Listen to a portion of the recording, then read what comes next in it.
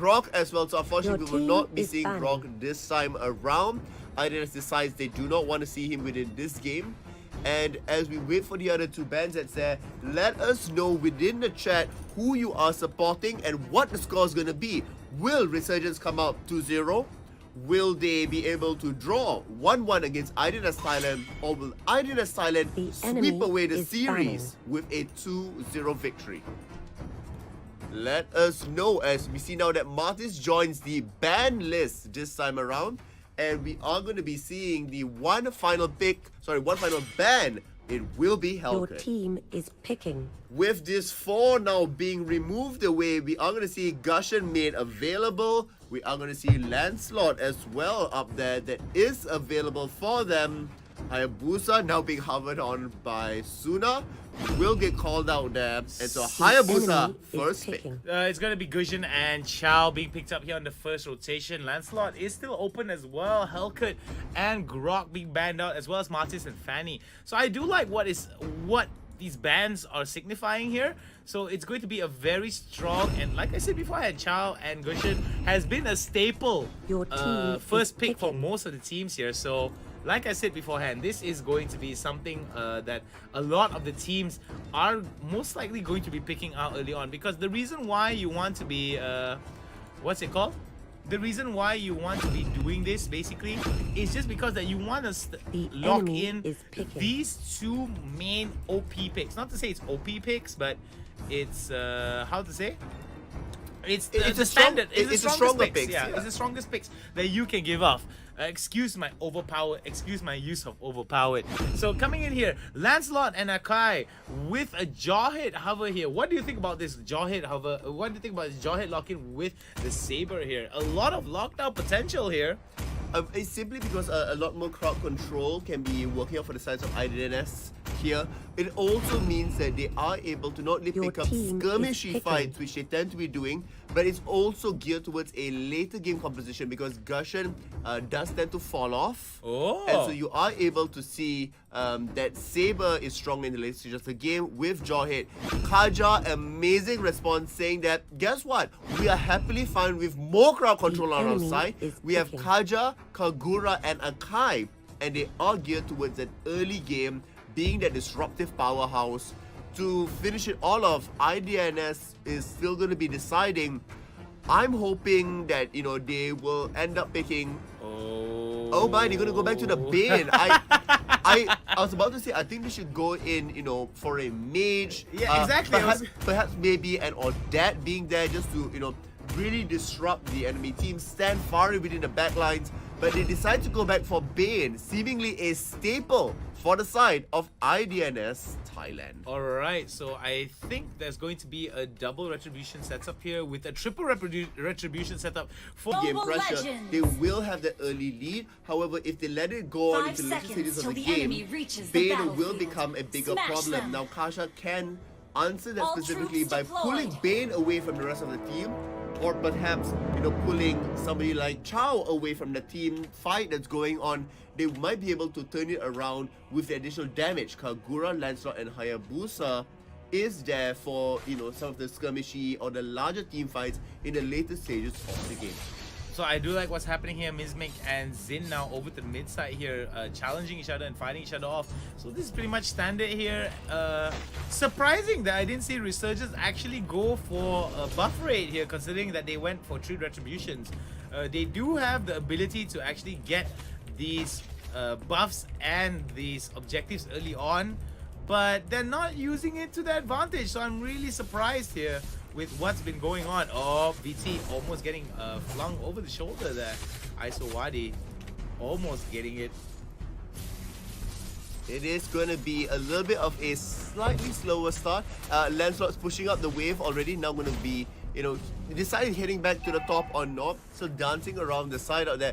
Gushen now will be back to, you know, capture that wave back, capture the minions as it crashes into the turret. Now it's going to be 30 seconds before we're going to see turtles spawn across the map. Resurgence does have the early game pressure that they can apply to potentially be taking out Turtle quickly. However, they may not want to opt for an objective gameplay, given that they have the power spikes to be taking out enemy champions instead. Alright, so we do see that over to the mid side here, there is going to be a bit of priority. Bot side, we do see that Turtle's going to be picked up. Resurgence now setting up an ambush. And this has been something of a staple here for the side of the Singaporean teams. They love setting up the ambushes. They love setting up traps here. Oh, and it sees the IDNS now looking towards trying to get a good position to actually score and compete for that Turtle. And oh, it could be VT that gets taken down there, but luckily enough we do see members on the side of Resurgence being able to get away, and IDNS now starting off the Turtle. Will they be able to get it on and get it good here? Resurgence now looking towards getting it, and Turtle taking it down from the side of IDNS while the first blood goes down. Very good stuff here. There it goes. There it goes. A beautiful way of the dragon right into a nice kill from the side of IDNS Thailand. Resurgence now looking towards getting it, and they do manage to get a kill there under the turret. A little bit of greed there being shown from the side of IDNS. As over to the top side though, we do see that IDNS is going to go for the Resurgence. Suna now is going to be in a bit of trouble. He goes for the Wiggy, but he will be able to get away with the Quad Shadow. Great job done there. Not only are we able to apply pressure up top, but RSG, even though losing, two members early on, defending their bottom turret, not allowing them to push the objectives over there. Not too bad of a trade-off from either side here. Knowing and respecting the enemy team, not overextending all that much. However, kudos to IDNS for finding that early pick-offs on Kagura. Oh, alright, so we do see that there is a little bit of respect here being shown, but will there be a big team fight here coming up? Because we do see that there is going to be some action over to the top side here. IDNS now giving the Singaporean team of Resurgence a little bit of a taste of their own medicine, trying to set up a beautiful, beautiful little ambush here that Resurgence likes to always do. We do see IDNS now moving to the top side. And off screen, we do see that there's going to be a kill set up beautifully by a dive there, VT. And other members of Resurgence going for that dive, and it's going to be Zayne that might be the priority here. But he will be able to get away from that. He will be able to escape from it. That's absolutely right. As the score now is 2-2. The goalie, just a little bit ahead, but 500 by IDNS here. And in under 5 seconds is going to be the second turtle that spawns. Turtle resurrecting soon. Alright, let's see who decides to go for it this time around. As IDNS is saying, we want to proxy this so that next phase crashes into the turret. We're going to see that Framesy here does get pulled back. Bane does get challenged up here, will get knocked back even further. But will it be enough? The ultimate does get thrown out. Framesy gets taken down, but will it be enough as members of Resurgence now get taken down as well? Revenge for taking down Framesy. But like I said beforehand, 1 for 2 in favor of IDNS Thailand, and it seems that IDNS now taking another turtle in their favor, and this is going to exacerbate their lead by 2,000 gold in their favor. Resurgence has a lot to catch up on here if they want to stay relevant, and we do see IDNS taking the first tower of the game over to the top side here. Going to give a lot of priority. They do want to focus on this bot side turret because it's only in 90 seconds before the Lord is spawned, and they want to get as much priority as they can for the side of IDNS if they want to close out this game and destroy Resurgence. That is true. Bottom lane turret does go down there. Jawhead will be the one that was chipping it away. Now we're going to see that VT does get caught off here. That's Kaja that's going to get exploded to a million feathers across the team, across the battlefield here. And with that, IDNS will take a nice commanding lead of about 4,000 gold here already. And what can Resurgence do to stabilize this game as they're losing structures and their ability to walk across the map without getting caught out? Alright, so we do see some pressure being shown up here from mid side here, and this is exactly what IDNS wants to do. Oh, beautiful knockback here by Azibin. Azibin gets taken down. Beautifully set up by Zion and followed up by VT and Zayne. And this is where they want to be pushing out over to the bot side here. The Hayabusa now has a quad shadow away. Suna taking a little bit too much damage, and 30 seconds before Lord is going to be opened up here, we do see the tower over to the bot side being destroyed. A killing spree coming in from the side of Resurgence. Could they breathe a little bit of life into this contest here as they fight it off? And as I said beforehand, we do see that there is going to be some action here over to the mid side, over to the bot, over to the mid side as they're going to be fighting it off. And they will be pushing it off. As I see here, top side is going to be attacked hard here from the side of Resurgence. Resurgence now trying to take back the lead away from the side of IDNS, but IDNS manages to equalize it with a beautiful fight. Here comes Azibin. VT could be the priority here. There goes the way of the dragon right onto VT. VT had to flicker away. Could it be enough? Could it be a little bit way too late as VT gets away? They do get away from all the action, and with the dust settling down, 6-6, their goal lead now shrinking away. Resurgence really being able to whip out their claws and say we're not going to go down easily. Looking at the item sets here, Jawhead building up some extra defenses, so he doesn't really have the damage specifically coming through. We are looking at Bane. Bane has 2 items now. I mean, building up into the 3rd one already. And that's purely going to be damage.